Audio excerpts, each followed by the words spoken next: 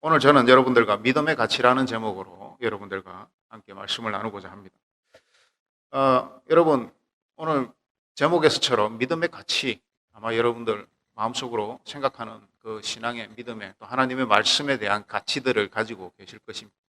또 그리고 그 무게를 얼마나 또 그 무게를 가지고 생각하고 살아가시는지 오늘 이 삶을 통해서, 오늘 이 예배를 통해서, 오늘 이 설교를 통해서 한번 여러분들의 삶을 한번 재조명해 보시고 여러분의 삶들을 다시 한번 돌아보시는 시간이 되셨으면 합니다.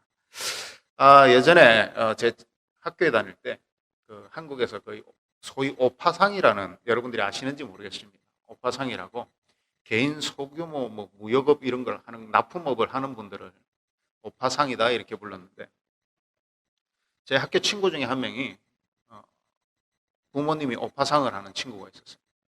그러니까 맨날 이 친구가 학교에 초콜릿을 가지고 오는데 미제 초콜릿을 가져오는 거예요. 그 당시에 그 미제 초콜릿이 참 구하기가 힘들었죠. 그 당시에는 우리나라에 이제 가나 초콜릿이 막 나오기 시작하고, 그 초콜릿이 거의 유일한 초콜릿이었고, 그 다음에 초콜릿 같지 않은 이상한 유사품의 초콜릿. 지금으로 생각하면 이게 초콜릿인가라고 생각할 수 있는 그 초콜릿을 가지고 와가지고 이 친구가 친구들하고 이렇게 나눠 먹는데, 나눠 먹기보다는 바꿔 먹는데, 뭘 바꿔 먹냐면, 우리는 이제 그러니까 그 당시에 이제 여러분들도 아마 그게 수명이 길어서 지금도 파는 것 같아요. 그때도 우리 때 한참 유행을 했는데, 아폴로라고. 여러분들이 네트로 감성이 이제 해가지고 요즘 다시 아폴로가 각광을 받더라고요. 쫀득이 이런 거. 우리는 쫀디기라고 그랬는데, 그 아폴로 쫀디기 이런 거 하고 초콜릿하고 바꿔 먹는 거예요. 우리는 너무 좋죠. 구경하기 힘든 건데 초콜릿을 가져와가지고 그 귀한 초콜릿하고 아폴로 몇 개하고 이렇게 바꿔 먹으니까. 근데 얘는 집에 이게 끄덕끄덕 쌓여 있는 거예요. 이게 집에서 이제 납품업을 하다 보니까 그런 게 이제 미군 부대에서 아마 흘러나왔겠죠. 그래서 그걸 이제 해가지고 이제 납품을 하는 그런 걸 부모님이 하시니까. 그래서 이 친구가 어떤 때는 몇 개씩 넣어가지고 이렇게 나눠 먹고 또 바꿔 먹고. 어떻게 보면 이 친구가 그 당시에 초콜릿 가치를 잘 모르는 거죠. 왜 그렇습니까? 집에 거득하게 있으니까, 많이 있으니까. 어린 마음에, 집에 많은데 나는 쫀득이나 이런 그 아폴로를 먹고 싶은데 부모님 사주지 않는 거예요. 불량식품, 집에 초콜릿 많은데 초콜릿 먹어. 이러니까 얘는 그게 먹고 싶은 겁니다. 그러니까 초콜릿의 가치를 잘 모르는 거예요, 이 친구는. 너무 집에 흔하니까. 근데 아폴로는 집에 없으니까 아폴로의 가치가, 왜 우리가 이 시장 경제가 어떻게 돌아갑니까? 이 공급하는 사람과 또 그것을 소비하려는 사람들이, 공급이 늘어나면 소비가 줄어들면, 그죠? 가격은 내려갑니다. 근데 소비하려는 사람들이 많은데 또 물건이 없으면, 그러면 시장 경제에서 가격은 올라가게 돼 있죠. 그러니까 이 친구에게는 그 시장 경제 원리로 보면 너무 흔하니까 얘한테는 가치가 없는 겁니다. 여러분들 믿음의 가치가 여러분들에게 너무 홍수 속에 있으니까 하나님의 은혜가 나한테 충만하게 임하지도 않았는데, 내가 늘 하나님 안에 있다고 생각하고 내가 하나님 말씀을 접하고 있고 내가 때로 성경을 읽고 있으니까 내가 하나님 안에서 믿음의 그 충만함이 있다고 혹시 착각하고 있지는 않습니까? 그래서 혹시 믿음의 가치를, 하나님의 은혜의 가치를 때로는 놓치고 살아갈 때가 있지 않은지 여러분 한번 돌아보시기를 바랍니다. 내가 늘 찬양을 틀어놓고 있고 운전할 때 내 차에서는 찬양이 흘러나오고 말씀을 듣고 성경 오디오 바이블을 틀어놓고 있고, 그래서 나는 말씀에 충만한 자라고 혹시 착각하고 계시지는 않습니까? 우리가 다 먹는다고 해서 우리가 영양분이 다 몸으로 가는 사람이 있는가 하면, 다 먹는다고 해서 그걸 소화하지 못하고 그래서 늘 말라 있는 사람들이 있어요. 여러분, 말씀의 홍수 속에 있지만 여러분들 어떻습니까? 여러분 찬양의 홍수 속에 있지만 여러분 스스로는 어떻습니까? 나 개인은 어떤 사람입니까? 나는 말씀에 갈급하고 충분한 영향력을 공급받고 있는 사람입니까? 아니면 나는 때로는 시간이 없지만 그것을 쪼개서 충분히 어떤 영양분을 섭취하고 또 바이타민을 먹는 것처럼 잘 관리하면서 내가 충분히 시간을 쓰지는 못하지만 하나님께 집중하는 시간을 가지고 살아가고 계시는 삶을 살아가고 계시는지, 아니면 늘 홍수 속에 있으면서도 하나님의 은혜를 경험하지 못하고 살아가고 있는 사람인지, 오늘 여러분들은 자신의 삶을 분명히 잘 살펴보아야 될 것입니다.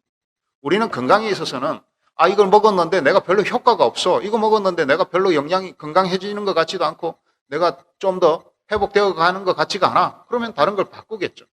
그리고 방법을 바꿀 것입니다. 운동을 하는데 근육이 생기지 않습니다. 그러면 또 다른 방법들을 생각해내겠죠. 그런데 믿음은 그냥 듣기만 하면 생긴다라고 생각하는 그런 착각들이 오늘 여러분의 믿음의 가치를 떨어뜨리고 있지는 않느냐는 거예요. 내가 찬양을 좀 듣고 있다고 해서 내 믿음이 나는 오늘 충만하게 살고 있으라고, 전혀 그 음식을 먹으면서도 섭취하면서 그 영양분을 누리지 못하면서 나는 충분히 나는 다 섭취하고 있으라고 착각하고 있지 않느냐는 것입니다. 오늘 여러분에게 있어서 여러분의 개인에게 스스로의 믿음의 가치는 어디에 있습니까? 오늘 본문 말씀을 보면 이렇게 나와 있습니다. 한 청년이 있는데 이 성경에서는 이 청년이 재물이 많다라고 표현해서 흔히들 우리가 이 청년을 부자 청년이다 이렇게 이야기합니다. 이 부자 청년이 달려와서 예수님께 선한 선생님이요, 제가 어떻게 하면 영생을 얻겠습니까? 무엇을 해야 영생을 얻겠습니까? 이렇게 이야기를 합니다. 오늘 이 청년에게 있어서 그가 예수님께 한 질문은 매우 진실하고 갈급하고 또 매우 절박한 상태임을 성경을 통해서 분명히 알 수 있습니다. 왜냐하면 예수님 앞에 달려와서 무릎을 꿇었고 예수님이 또 대답하시기를 21절에 예수님께서 그를 사랑하사라고 이렇게 말씀을 하십니다. 그러니까 그 전에 바리새인이나 사두개인이나 서기관들이 와서 예수님께 좀 시비 걸라고 이렇게 물어보는 그런 투의 말이 아니었다라는 것을 예수님께서 그거를 사랑하사 예수님께서 진실하고 진지하게 대답을 해주셨다는 거예요. 그렇게 볼 때 이 청년의 그 질문은, 그리고 그 청년의 그 부자 청년의 상태는 매우 갈급하고 매우 절박한 상태에서 예수님께 물어보는 것이라는 것을 우리는 분명히 알 수 있습니다. 그런데 이 청년이 질문을 봤을 때 어떻게 하면 영생을 얻을 수 있습니까? 라고 질문을 하는 거 보면 이 청년은 그 이스라엘 당시 유대에는 큰 두 집권으로 보면 집권 그룹이 있는데, 하나는 바리새인이고 여러분이 잘 아는 것처럼 하나는 바리새인이고 하나는 사두개인입니다. 근데 이 청년은 분명히 사두개인은 아닌 것 같습니다. 왜냐하면 사두개인들은 부활도 천사도 영생도 믿지 않는 사람들입니다. 그런데 이 청년이 부활이라는 것을 예수님께 구하는 거 질문하는 것을 보면 아마 바리새파에 속한, 그가 부자였다는 것을 또 들어서 봤을 때 바리새파의 그 집권층이었던 그 가문의 청년이 아니었을까, 그리고 물려받은 재산도 많은 청년이 아니었을까라고 생각해 볼 수 있습니다. 아마 이것은 유대 전통으로 봤을 때 틀림없는 사실일 것입니다. 이 부자 청년이 와서 예수님께 질문할 때 이 절박함을 보면서 저는 여러분들에게 오늘 이 청년을 보면서 저는 여러분들과 세 가지를 함께 나누고자 합니다. 오늘 저는 이 청년을 보면서, 이 부자 청년을 보면서 우리가 그의 삶을 통해 우리는 크게 세 가지를 깨달을 수 있게 되는데요. 자, 먼저 이 청년의, 이 친구의 질문이 보면 선한 선생님이여 이렇게 하면서 내가 무엇을 해야? 라는 질문을 합니다. 그가 예수 그리스도가 메시아이고 이 땅에 인카네이션 하신 성자 하나님이신 줄 알았다면 그가 선한 선생님이여 그리고 내가 무엇을 구해야 될까라고, 무엇을 해야 될까라고 질문하지 않았을 것입니다. 그리고 예수님이 그에게 네가 그렇게 영생을 얻고 싶다면 네 모든 것을 포기하고 나를 따르라고 했을 때, 그가 예수님인 줄 알았다면, 그가 메시아인 줄 알았다면, 그렇게 유대인들이 기다리는 그 메시아가 자기 눈앞에 있고 그분이 영생에 대해서 말씀해 주셨다면 그는 믿었어야 됐고 당연히 그 말씀이 믿어졌을 것입니다. 그런데 이 부자 청년은 선한 질문을 했지만 그가 메시아인 줄 모르고 그냥 선한 선생님 정도로서의 인식을 가지고 질문을 했다는 것입니다. 오늘 여러분 믿음에 있어서 질문을 하실 때, 아니면 하나님 앞에 구하고 기도하실 때 그가 누구이신지 분명히 알고 기도할 때 그 기도의 능력은 드러난다는 것입니다. 여러분 예수님이 그냥 듣던데 들으니까 구원 좀 주신다더라, 선한 일 하면 복 주신다더라, 그 정도로 예수님을 알고 여러분 기도한다면 그 정도의 복이나, 아니면 여러분들이 받을 복은 없다라는 것입니다. 여러분, 우리가 왜 성경을 알아야 됩니까? 왜 하나님을 말씀을 알아야 됩니까? 우리가 하나님이 누구이신 줄 모르고 하나님을 믿는다라는 것은 우리가 그림자와 형체만을 보면서, 그리고 소경이 흔히 말하는 것처럼 소경이 코끼리 뒷다리를 만지면서 코끼리가 어떻다라고 설명하는 것과 같다라는 것입니다. 오늘 여러분 그렇게 살아가고 있지는 않습니까? 정말 내가 내 모든 것이 하나님으로부터 오고 예수 그리스도를 통하여 하나님께로 나아간다는 것을 아신다면 그 길이 어떤 길인가를 여러분 구하기를 여러분 쉬지 않으셔야 됩니다. 그리고 그 길 걸어가는 것에 여러분의 모든 것을 걸을 수 있어야 된다는 것입니다. 오늘 이 청년은 선한 선생님으로 생각하고 그의 질문은 그 정도에 멈춰 있다는 것이죠. 사랑하는 여러분, 여러분에게 하나님은 누구이십니까? 정말 하나님이 나에게 참 구주이시고 하나님께서 나를 구원하시고 이 세상은 잠시 사는 것이고 영원한 천국이 오늘 우리에게 있고 오늘 이 청년처럼 영생을 우리에게 하나님께 묻는다면 여러분, 하나님이 누구시고 어떤 기도를 들어주시고 어떤 길을 나에게 가르쳐 주시고 오늘 이 청년처럼 예수님께서 직접 말씀하셨을 때 그 진리의 대답을 놓쳐서는 안 된다는 것입니다. 근데 우리는 너무나도 많은 홍수 속에서 매일 놓쳐가고 있고 매일 실수해가고 있고 매일 하나님의 말씀을 깨닫지 못하는 삶들을 살아갈 때가 얼마나 많이 있습니까? 그러므로 오늘 우리는 이 부자 청년을 결코 탓할 수 없을 것입니다. 그를 하나님의 말씀을 똑바로 알아차리지 못하는 사람이라고 또 그를 매도할 수 없습니다. 오늘 우리의 삶에서도 날마다 그런 삶들이 날마다 우리에게 반복되어지고 있고 되풀이되어지고 있다는 것이죠. 자, 사랑하는 여러분, 여러분들에게는 오늘 적어도 이 청년처럼 적어도 이 청년이 잘못된 질문을 했다 하더라도 그리고 예수님의 말씀을 곧바로 이해하지 못하였다 하더라도 여러분, 이 청년처럼 여러분이 정말 갈급함이 있습니까? 갈망함이 있습니까? 목마름이 있습니까? 목마른 자가 우물을 판다는 우리나라의 참 복음적인 속담이 우리에게 있지 않습니까? 목마른 사람이 우물을 파야 되는 겁니다. 근데 내가 목이 마르면 우물을 파야 물이 나오는데 우물도 파지 않고 그대로 누워서 물은 어디서 나지? 누가 나에게 물을 좀 주지? 그런다고 물이 생기지 않는다는 거죠. 사랑하는 여러분, 여러분들에게 절박함이 있을 때 하나님께서 우리에게 행하시는 일들이 보여진다는 겁니다. 오늘 이 청년은 절박함이 있었음에도 불구하고 또 예수님이 그에게 참 진실한 복음을 주었음에도 불구하고 그는 자기가 원하는 대답을 찾고 있었을 때고 그 대답이 자기가 원하는 대답이 아니었을 때 그는 근심했다는 것이죠. 오늘 여러분 기도할 때 때로는 내 대답을 가지고 기도하고 있지는 않습니까? 내 답을 먼저 정해놓고 기도하고 있지는 않습니까? 그런 기도는 들어지지 않습니다. 자, 먼저 여러분 제가 여러분들 의학 제품에 대해서 잘 아시는지 모르겠는데 노바티스라는 제약회사가 있습니다. 저도 한때 이 회사 약을 아주 오래 쓴 적이 있습니다. 근데 이 약이 굉장히 비싸요. 의료 수가가 안 돼가지고 저도 옛날에 미국에서 직접 이제 미국에다가 오더를 해가지고 한 20년 전이죠. 오더를 해가지고 그 당시에 20만 한 200불을 조금 넘게 주고 그 약을 구입을 했어요. 근데 이제 몇 해가 지나고 나서 이제 그 약이 우리나라 의료 수가가 돼가지고 의료보험으로 적용이 됐을 때 그 인슈런스가 이제 적용이 되니까 10,000원으로 구입을 할 수 있었어요. 근데 그 당시에 제가 200불을 넘게 주고 직접 수입해다서는 한국에서는 들어오지도 않았고 그들이 줄 생각도 없었고 그런 상황이었습니다.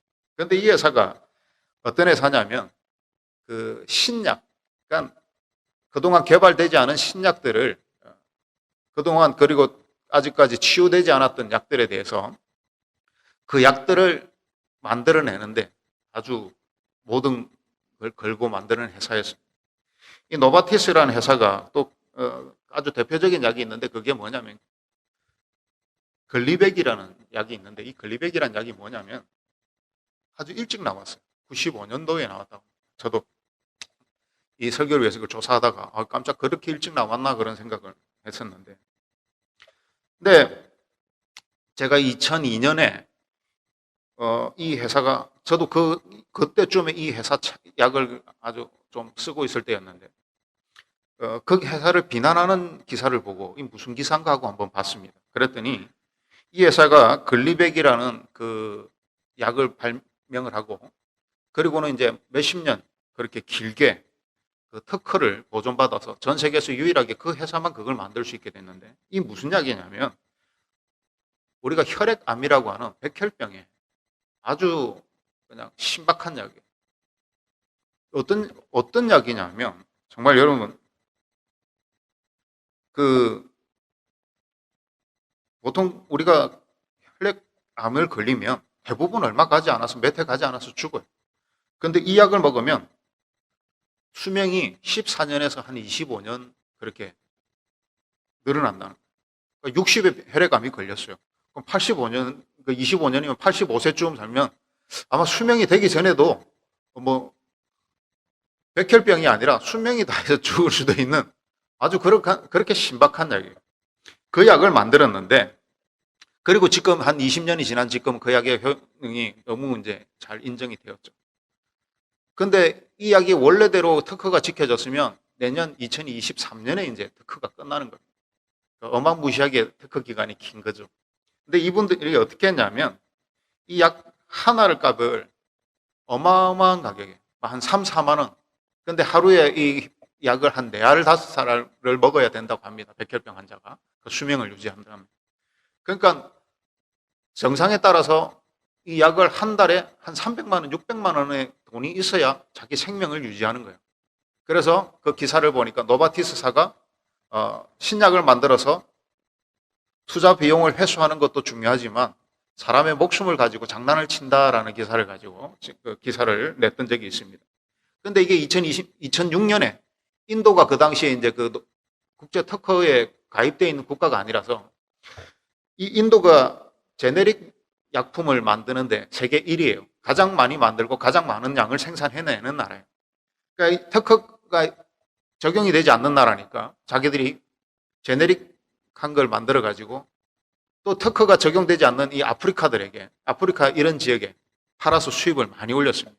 그래서 이제 소송이 붙었는데 결국은 인도가 그들의 특허권을 인정해주지 않아서 그때부터 이제 우리나라도 전 세계가 이제 그 노바티스사에 그 법적인 소송을 벌여서 결국은 그 몇 해 지나지 않아서 우리나라도 그 가격을 절반으로 떨어뜨렸고 또 이걸 위해서 또 기사를 검색해 보니까 그때 이제 생각이 나서 작년 2021년도에 오히려 이제 제네릭 제품들이 오히려 가격이 한 300원 비싸지고 지금 한 알에 11,396원이랍니다. 몇 원 단위까지 보면.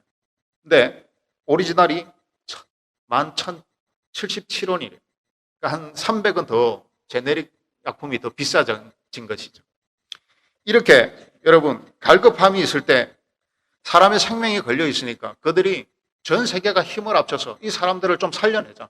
그렇지만 우리나라도 옛날부터 이제 95%를 국가가 되기 시작했고 5%를 노바티스가 돼서 우리나라도 의료보험이 아주 많이 됐지만 우리나라 이제 국비가 그만큼 노바티스사로 빠져나가게 된 거죠. 아무튼 이렇게 절박함들이 그렇게 그때 기사를 보니까 백혈병 걸린 사람들이 자기가 건강하지도 않은 상태에서 노바티스 사업에 가가지고 한국 노바티스사에 가서 그 본사에 가서 막 데모를 하는 걸 보면서 그리고 그들의 절박함이 노바티스사도 결국은 자기들의 특허권을 포기했다. 그리고 이제는 제네릭한 것보다 오리지널 제품이 더 싸지는 그런 효과가 있었다는 것이죠. 여러분 아무도 갈급함이 없거나 절박함이 없으면 그 일들은 해결되지 않습니다. 저도 미국에 와서 아이들을 학교 보내고 여러 가지 일들을 할 때 여러분 아마 미국에서 법들이 이렇게도 적용되고 저렇게도 적용되는 걸 많이 보셨을 거예요. 그런데 절박한 사람들의 그 호소를 들어주더라는 겁니다. 그 많은 인종들과 그 많은 사연들 중에서 결국은 절박하고 계속 찾아오는 사람들을 들어주는 걸 보면서 결국은 하나님의 마음도 그렇지 않겠습니까? 오늘 우리가 장난으로 하나님 와서 내가 무릎 꿇습니다. 내 기도 좀 들어주십시오. 나는 내 상황에 대해서 내 진실에 대해서 별로 진실하고 갈급하지도 않으면서 하나님 앞에 그렇게 기도한다고 하나님 여러분의 기도를 들어주시지 않을 것입니다. 오늘 여러분 정말 여러분의 절박함이 있습니까? 내가 하나님 아니면 나는 살 수 없습니다라는 간절함이 있습니까? 그럴 때 하나님의 보좌가 움직인다는 것입니다. 오늘 이 부자 청년은 질문은 잘못되었지만 우리는 그의 간절함과 그의 참 진실함의 갈급함을 우리는 배워야 될 것입니다. 오늘 여러분 먼저 하나님 앞에 나가실 때 첫 번째 갈급함을 가지십시오. 나도 갈급하지 않은 그 기도를 하나님이 들어줄 가능성은 없다라는 것입니다. 하나님께서 정말 여러분들이 나의 모든 것 되신다라고, 그리고 내가 오늘 하나님 말씀이 아니면 움직이지 않겠고 하나님 말씀이 아니면 내가 어떤 것도 행하지 않겠다고 기도할 때에 하나님께서 여러분들을 바라보시고 여러분의 기도를 응답해 주실 것이라는 것입니다. 하나님은 분명히 복 주시는 자입니다. 그러나 하나님께 모든 것이 달려있다고 그분에게 호소하며 그분에게 정말 진심으로 삶이 표현되고 삶이 실천될 때 하나님은 응답하신다라는 것. 여러분이 그냥 기도로 나열한다고 해서 그 기도가 응답되지 않는다라는 것입니다. 삶이 바뀌지 않는 이상 여러분의 기도는 허공에 대고 기도하는 것이지 하나님의 보좌를 움직이는 기도는 될 수 없다라는 것을 기억하시기를 바랍니다. 그리고 오늘 이 부자 청년을 보면서 또 한 가지 우리가 깨닫게 되는 것은 내 것을 버리지 않으면 하나님의 것은 보이지 않는다라는 것입니다. 제가 지난주 설교에서 이 부자 청년을 잠시 언급하면서 여러분들에게 이야기했던 것, 여러분들에게 말씀드렸던 것, 내 것을 버리지 않으면 하나님의 것은 보이지 않는다는 것입니다. 오늘 예수님께서 그에게 이야기하십니다. 네가 아직도 한 가지 부족한 것이 있는데, 그러면서 뭐라고 말씀하십니까? 네가 가지고 있는 재물이 많은데 그거 가난한 사람에게 다 주고 나를 따르라. 그럴 때 하늘의 보좌가 너에게 쌓일 것이다. 분명히 그 재물을 다, 인간의 그 재물이 얼마나 있겠습니까? 그걸 다 가난한 사람에게 나눠주면 하늘의 보화가 너에게 쌓일 것이라고까지 말씀을 하는데, 이 청년은 그 말씀을 깨닫지 못한 것이 아니라 깨달았기 때문에 근심했다라고 기록하고 있습니다. 사랑하는 여러분, 오늘 여러분들이 때로는 내가 몰라서 못하는 것처럼, 우리가 이런 거 있죠. 그 어떤 영화에 보면, 중국 영화 특히 이런 거에 보면 자기가 살아남기 위해서 미친 척, 성경에도 나와 있지 않습니까? 내가 살아남기 위해서 미친 척하고 다이처럼 나는 미쳤네 그러면서 나는 잘 모르네 그러고 살아남기 위해서 우리가 그렇게 하는 그런 스토리들을 들어보지 않았습니다. 사랑하는 여러분, 오늘 여러분들이 하나님 앞에서 때로는 어리숙한 척, 나는 모릅니다. 하나님, 나는 잘 아는 게 없는데요. 나는 뭐 별로 깨달은 게 없는데요. 아니요. 여러분 분명히 여러분의 마음을 바라보십시오. 내가 알기 때문에 못하는 것입니다. 오늘 이 청년은 내가 가진 재물이 얼마나 많은 줄 알기 때문에 그 재물을 포기하지 못했던 것이죠. 하나님의 그 말씀의 그 구원의 가치를 그 자신의 조그만 재산보다도 더 크게 여기지 못하고, 예수님께서 참 구원의 말씀을 해주셨지만 그것이 자기의 재물보다 더 귀하다는 것을, 그에게 대한 그 마음의 가치가 없었기 때문에 그는 재물을 선택했다는 것이죠. 오히려 그것은 그 부자 청년은 자기가 무엇인지 알고 있었기 때문에, 내가 가진 것이 무엇인지 알고 있었기 때문에, 내가 이해했으므로 그것을 버리지 못하고 근심했다는 것입니다. 오늘 우리가 여러분 고백합니다. 하나님, 나는 가진 것 없습니다. 나는 알량한 그 무엇, 그것 좀 가지고 있는데 하나님보다 귀한 것 없습니다라고 이야기하지만 그건 내려놓으라고 지금 여러분들에게 하나님께서 말씀하신다면 여러분 내려놓을 수 있느냐는 것입니다. 여러분 속일 수 없습니다. 하나님은 오늘 예수님처럼 여러분들에게 물으실 것입니다. 그거 버릴 수 있어 정말? 내가 오늘 지금 네가 물에 빠졌는데, 네가 타이타닉호에 탔는데 물에 빠졌는데 내가 지금 건져줄게. 너 그 구명조끼 버릴 수 있어? 하나님께서는 단도직입적으로 여러분들에게 물으실 겁니다. 오늘 그런 물음이 여러분들이 없었을까요? 아니요. 부자 청년처럼 근심하고 돌아섰기 때문에 기억하지 못하는 겁니다. 기억해도 내가 비겁하게 약자인 것처럼, 내가 기억 못하는 것처럼 그렇게 우리를 꾸미고 살아갈 때가 참 많이 있다는 것입니다. 오늘 이 부자 청년은 분명히 알고 있었습니다. 내가 이 재산을 포기하고 예수님을 따른다는 것, 이건 내가 율법을 따르는 것보다 더 어려운 것이구나. 오늘 예수님 말씀하시지 않습니까? 오늘 우리 교회의 주제가 무엇입니까? 우리가 율법 안에 있지 않습니다. 우리 은혜 안에 있습니다. 그 은혜의 가치가 무엇입니까? 율법도 할 수 없는 것입니다. 우리가 율법을 지키는 것보다 하나님을 따르는 것이 얼마나 어렵다는 것을 이 부자 청년을 통해서 우리는 분명히 알 수 있는 것이죠. 그러한 하나님의 은혜가 우리에게 임했습니다. 그러한 하나님의 은혜가 여러분들을 살리시고 여러분들에게 구원을 확정시켜 주시고, 내가 너희와 항상 함께 있겠다고, 여러분 죽어서 구원받는 것이 아니라 이미 구원을 확정받았고 그 확정받은 구원으로 오늘 우리는 승리하며 살아가는 것이고 그 기쁨으로 살아가는 것이죠. 그런데 이 부자 청년은 그것을 깨닫지 못하였다는 것입니다. 사랑하는 여러분, 오늘 여러분 깨닫고 계십니까? 그렇다면 나가서 전하셔야 됩니다. 그리고 그것을 누리셔야 된다는 것입니다. 여러분들에게 그것이 참 진실한 하나님의 가치이고 믿음의 가치라고 여긴다면 나만 가지고 있어서도 안 되고 또 나에게 주어졌음에도 그것을 모른다 하고 살아가서는 안 된다는 것입니다. 사랑하는 여러분, 오늘 여러분들에게 스스로 물으시기 바랍니다. 늘 물으십시오. 늘 여러분들에게 질문하십시오. 하나님, 나는 똑바로 살아가고 있습니까? 저는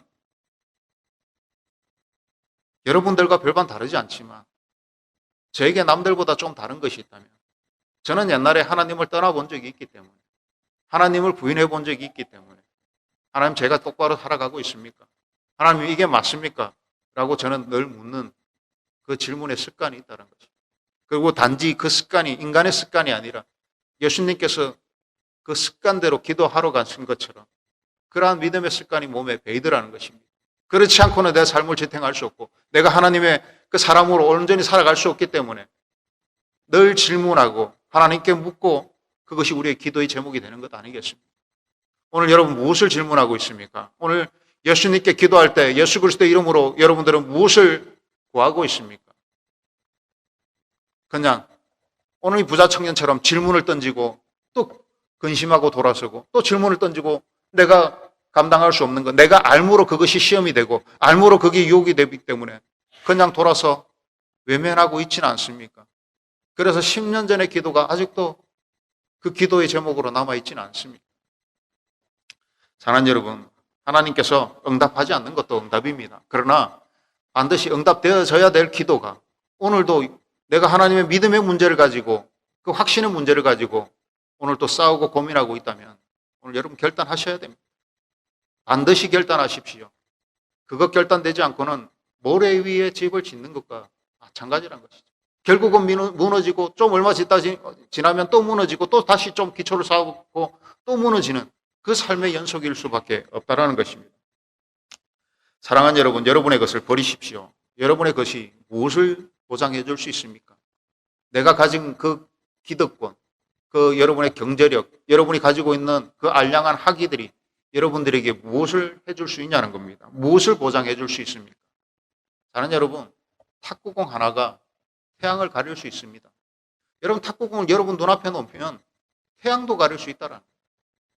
여러분 눈앞에 여러분 것이 가려져 있으면 하나님의 것은 보이지 않습니다. 그 잘난 태양도 가려지는데 하나님의 것이 보이겠습니다.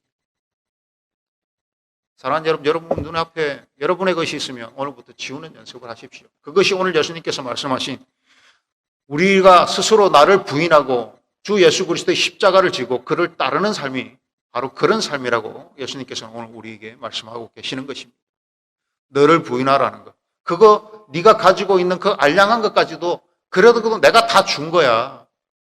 그런데 그보다 그 큰 것을 주겠다고 말씀하시면서 오늘 부자 청년에게 이야기함에도 깨닫지 못하는 것처럼 여러분, 여러분의 것을 버리지 않을 때 여러분의 것은 아무것도 보이지 않습니다.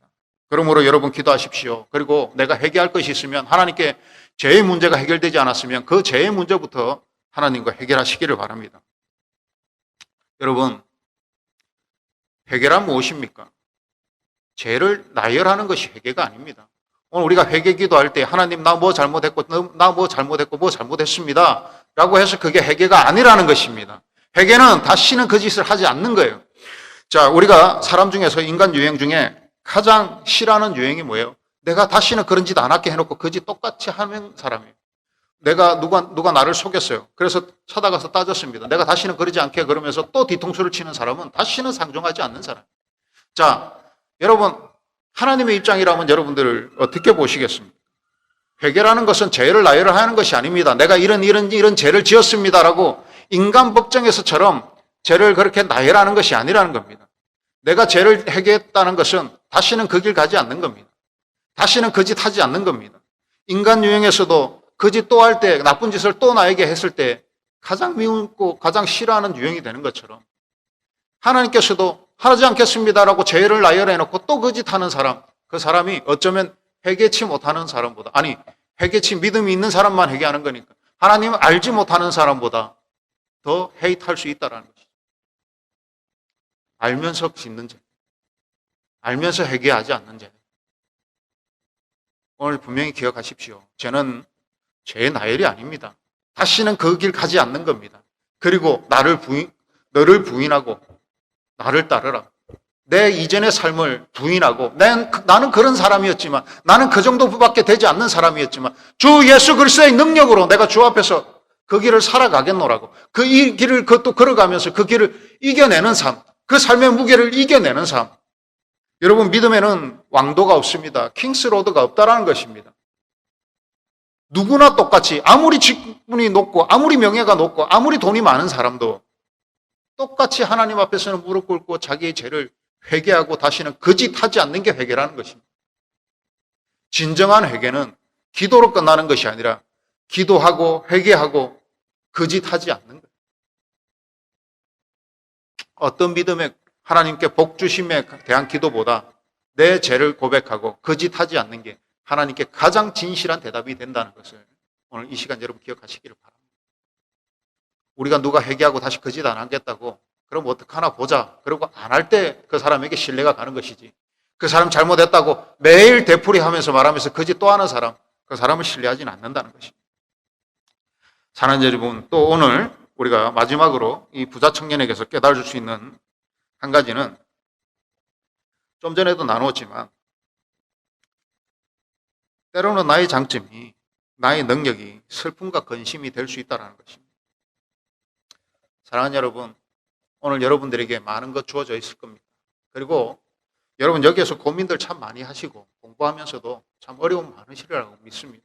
그리고 한국에서도 이 정도 학교 올 정도면 여러분들이 참 실패와 아픔도 경험했지만 그래도 성적을 상위권으로 유지하고 그리고 내가 좀 스스로 좀 자부심도 가지고 살아왔었을 겁니다. 그죠? 그게 여러분들에게 오히려 독이 될 수 있다는 것입니다. 내가 이 정도 하니까 나는 저들보단 좀 낫겠지. 난 좀 성실히 살아왔으니까. 여러분이 공부를 열심히 한 것도 그래서 너무 공부를 열심히 한 나머지 딴 길로 빠지지 못한 것도 여러분 오히려 그게 확인되지 않았기 때문에 앞으로 여러분이 어떻게 늦바람이 더 무섭다고 어디로 튈지 모르는 거예요. 여러분이 아래 보고 나서 그거에 대해서 나는 면역력이 있다라고 이야기해서는 안 된다는 거죠. 내가 그거 다 경험했는데도 하나님 나는 이렇게 이겼습니다라고 이야기할 수 있어야지 내가 안 해봤으니까 나는 그거에 이길 수 있는 능력이 있습니다라고 말할 수 없는 거예요. 우리가 코로나가 발생하기 전에는 우리는 그 병에 대해서 다 면역력이고 뭐고 아무도 인지가 없는 상태였습니다. 그러나 걸리고 보니까 면역력이 있는 사람도 있고 없는 사람도 있고 그때 판가름 나는 것이죠. 사랑하는 여러분, 오늘 여러분들의 가진 것들이 오히려 여러분의 유혹이 될 수 있고 근심이 될 수 있고 슬픔이 될 수 있다는 것입니다. 그리고 그것마저도 아설 수 있는 분이 하나님이시라는 것 여러분 기억하시기를 바랍니다. 그리고 그것 가지고 하나님 주신 그 잘난 것 가지고 하나님 앞에서 딜하려고 생각하지 마십시오. 사랑하는 여러분, 하나님 앞에 겸손하십시오. 무릎 꿇으십시오. 그럴 때 하나님께서 여러분들을 기뻐 여기신다는 것입니다. 오늘 여러분들에게 믿고 의지하는 것이 하나님 외에는 그 어떤 것도 없어야 된다는 것입니다. 하나님 그 한 분 외에는 그 어떤 것도 여러분들의 마음에 두시지 마셔야 된다는 것입니다. 하나님 우리에게 복 주시는 하나님과 동시에 하나님 우리에게 심판하시고 질투하시는 하나님이라고 분명히 하나님께서는 우리에게 말씀하고 계십니다. 하나님은 나 외에 다른 주인을 두는 것에 대한 하나님은 나는 질투하는 하나님이라고 말씀하신 것처럼 사랑하는 여러분, 하나님의 질투가 얼마나 무서운지 우리는 이스라엘 백성들을 통해서 잘 알고 있습니다. 사랑하는 여러분, 하나님을 질투케 하지 마십시오. 다른 어떤 우상들을 여러분의 마음에 두시지 마십시오. 그것이 물질이든 그것이 여러분의 능력이든 그것이 여러분이 이때까지 살아왔던 경력이든 오직 하나님만을 여러분의 참 구주로 여러분의 마음에 섬기시기를 간절히 부탁을 드립니다. 말씀을 맺으면서 여러분들에게 도전합니다. 여러분, 오늘 믿음의 가치에서 자, 이제 정리를 하면 믿음이란 무엇입니까?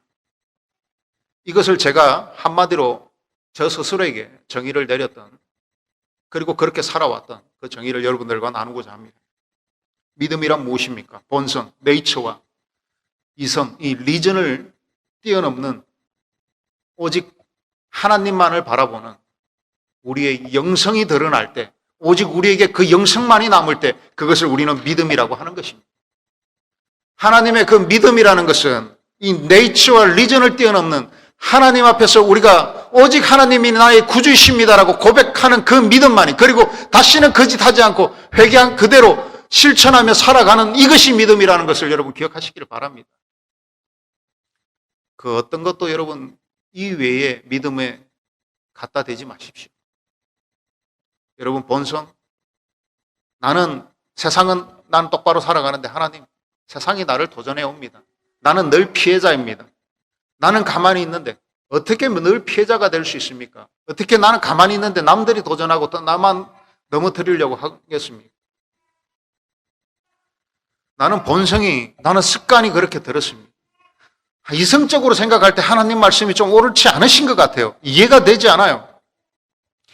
여러분, 피조물인 여러분들에게 하나님이 간파되고 피조물인 여러분들에게 이성적으로 하나님이 판단되어지는 분이라면 그분이 어떻게 신이 될 수 있습니까? 그분이 어떻게 우리에게 절대자가 될 수 있으며 우리의 생명을 구원할 수 있는 우리의 이성 안에 있고 우리의 본성 안에서 그분의 하나님, 삼위일체 하나님이 다 이해되어지고 다 우리가 그것 능력을 우리가 바라볼 수 있다면 어떻게 그분이 우리의 하나님이 될 수 있으며 어떻게 우리가 그분을 참 창조주시라고 우리가 그를 따라갈 수 있겠습니까? 하나님이라는 그분은, 창조주라는 그분은 우리가 과학이 발전해서 신앙적으로 대답할 수 없고 과학이 더 뛰어나고 그럴 수 없는 것입니다. 하나님이 우리의 한계를 뛰어넘기 때문에 피조물의 한계에 갇힌 우리가 그분을 이해하지 못하는 것이고 그분을 다 담을 수 없으니까 과학이라는 하나님이 우리에게 유익을 주고자 하나님의 그 지혜의 일부를 주신 걸 가지고 하나님을 잣대를 비교하고 그것이 세상의 캐논이 된다는 것이 오늘 이 세상의 그 이치라는 것이죠. 그것이 과학이라는 겁니다. 여러분, 그것 따라 믿으시면 망하는 것이라는 거 여러분 잘 알고 있지 않습니까? 여러분, 여러분의 본성과 이성으로 간파되시는 분이 하나님이 아니라는 거 분명히 깨달으시기를 바랍니다. 믿으십시오. 그러나 무작정 믿지 마시고 말씀을 통해서 하나님께서 살아계시며 감동으로 지으신 그 말씀을 통해서 오늘 우리에게 나는 누구이라고 하나님 말씀하시고 나는 이런 능력으로 너희를 영생으로 인도하겠다고 말씀하신 그 약속. 저는 의심이 많은 사람입니다. 저는 확인하고 또 확인하고 또 확인하는 사람입니다.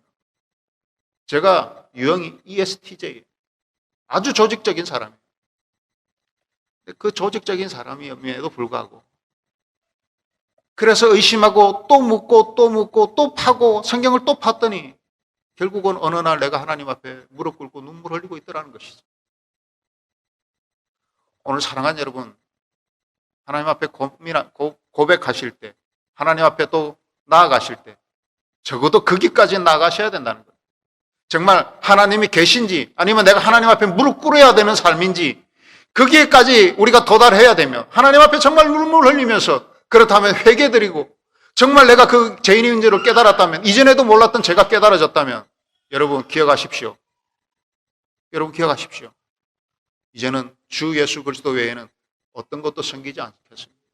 하나님 말씀에는 어떤 것도 귀 기울이지 않겠습니다라는 완전히 분리된 삶을 그 삶을 살아내셔야 된다. 다시는 그 길 가지 않는 거예요. 그럴 때 하나님이 여러분들을 믿어주시고 네 신앙이 참이라고 네가 정말 나의 아들이라고 나의 딸이라고 내가 너를 사랑하노라고 하나님께서 진실로 여러분들의 눈물 닦아주시고 여러분들의 기도를 들어주시리라고 믿습니다. 저는 그렇게 확신을 가지고 목사가 되었고 또 여러분들을 섬기고 나가고 있습니다. 여러분들도 오늘 선택하십시오. 오늘 이 시간을 놓치지 마시고 하나님께서 여러분들이 말씀 주셨을 때 하나님께 결정하시고 기도하시는 여러분 되시기를 주님의 이름으로 간절히 축원하고 축복합니다.